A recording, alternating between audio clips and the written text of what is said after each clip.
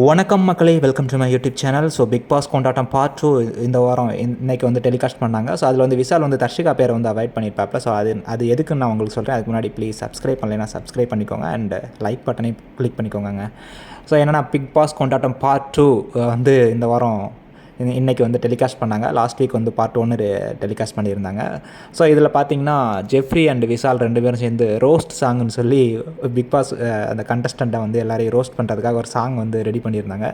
So உங்களுக்கு big pass வீட்டுக்குள்ளே இருக்கும்போதே தெரியும், விஷால் அண்ட் ஜெஃப்ரி 2 பேருமே பாட்டெலாம் பாடியிருப்பாங்க. விஜய் சேதுபதிக்காகலாம், அப்புறம் நிறைய பேர் கலாய்ச்சிலாம் பாட்டு பாடியிருப்பாங்க. ஸோ அந்த வீக்கெண்ட் எபிசோட்ஸில் ஸோ அதோட கண்டினியூஸாக வந்து ரோஸ்ட் சாங் பாட சொல்லியிருப்பாங்க போல். அவங்க 2 பேரும் ஒரு சாங் ரெடி பண்ணி பாடினாங்க.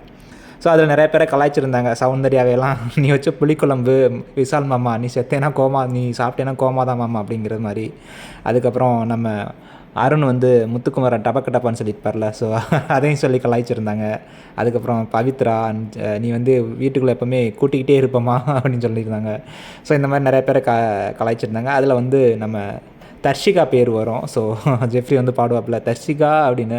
ஸோ விஷால் பார்த்துட்டு அப்படியே அந்த பேரை அப்படியே அவாய்ட் பண்ணிவிட்டு அதை அப்படியே சும்மா நின்றுவாப்பில். தர்ஷிகா நீ காணாமல் போயிட்ட மேஜிக்கா அப்படிங்கிற மாதிரி அந்த சாங் அந்த லைன் வரும். ஸோ தர்ஷிகா அதை பார்த்துட்டு சிரிச்சுக்கிட்டே இருப்பாங்க. ஸோ நம்மளுக்கு பார்க்கும்போது நல்ல வேலைக்கு நீ அவாய்ட் பண்ணதே நல்லது தான், அது முன்னாடியே அவாய்ட் பண்ணியிருந்துருக்கலாம்ல அப்படிங்கிற மாதிரி இருந்தது. ஸோ அதுக்கப்புறம் பார்த்திங்கன்னா விஷாலுக்கு வந்து ஒரு லைன் வரும். விஷால் நீ வந்து வீட்டுக்குள்ளே வந்து காதல் மன்னன், நான் உனக்கு வந்து நிறையா தடவை அட்வைஸ்லாம் பண்ணேன், அப்படிலாம் இருக்க வேணான்னு, நல்லது சொன்னால் எங்கே கேட்குறீங்க அப்படின்னு சொல்லிட்டு விஷாலுக்கு ஒரு லைன் வந்தது.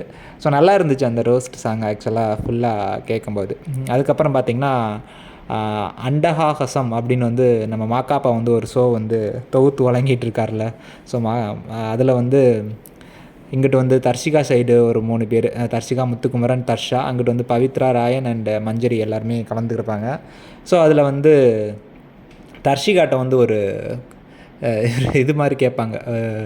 லாஸ்ட் வீக் வந்து நம் முகத்துக்கெல்லாம் எப்படி நல்லா பளபளன்னு வர்றதுக்கு என்ன அப்படின்னு. ஸோ இந்த இதில் வந்து முடி வளர்கிறதுக்கு வந்து அவங்க வந்து ஒரு ஐடியா சொல்லியிருப்பாங்க. ஸோ ரோஸ்மெரி அப்படிங்கிற வந்து ஒரு லீஃப் இருக்காங்க, இலை. ஸோ அதை வந்து சுடு தண்ணியில் போட்டு அந்த சுடுதண்ணி போட்டு நல்லா ஊற வச்சுட்டு, ஸோ அந்த தண்ணியை எடுத்து ஸோ நம்ம வந்து நைட்டு வந்து ஹேரில் வந்து ஸ்ப்ரே பண்ணோன்னா செம்மையாக வளருமா முடி. எல்லோரும் நோட் பண்ணி வச்சுக்கோங்க. வேணும்னா முடி 40 நாள் வந்து கண்டினியூஸாக பண்ணணுமா, அதுக்கப்புறம் முடி வளர்ந்துருமா. ஸோ தர்ஷா வந்து ஏதோ ஒரு படம் வந்து ரிலீஸ் ஆக போதான் தர்ஷா குப்தாவுக்கு. அதே மாதிரி வந்து நம்ம